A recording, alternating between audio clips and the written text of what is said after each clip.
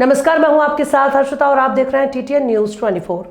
उत्तर प्रदेश के उप मुख्यमंत्री ब्रजेश पाठक एटा लोकसभा से बीजेपी के उम्मीदवार राजवीर सिंह का नामांकन करवाने कासगंज जनपद के तीर्थ नगरी सोरो में पहुंचे। इस अवसर पर नामांकन सभा में बोलते हुए राजवीर सिंह ने कहा कि अब की बार 400 पार और एटा में 5 लाख पार। उन्होंने कहा कि एटा लोकसभा की जीत टॉप 5 में शामिल होगी। ब्रजेश पाठक ने नामांकन सभा में भाषण देते समय कहा कि कल्याण सिंह ने अपनी कर्मभूमि कासगंज ही बनाया था। उन्होंने कहा कि राम मंदिर के लिए कल्याण सिंह ने अपनी सरकार को कुर्बान कर दिया था।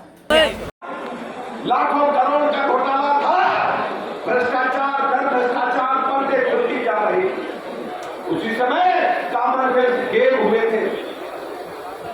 कॉमनवेल्थ गेम दिल्ली में हुए थे, भारत की राजधानी में हुए थे। दुनिया के राष्ट्रमंडल देशों के खिलाड़ी दिल्ली राजधानी में इकट्ठा हुए थे। उसमें भी घोटाला हो गया तो उनके खेल मंत्री जेल के सीटों के पीछे थे, उन्हीं के मंत्री थे, उन्हीं की सरकार। भारत माता की छवि लगातार दुनिया के पैमाने पर भ्रष्टाचारी देशों की तरफ तेजी के साथ भारत आगे बढ़ रहा था। दूसरी तरफ भारत के अंदर गरीब आदमी गरीब होता जा रहा था। मोदी जी के सामने दो चुनौतियां बड़ी थी।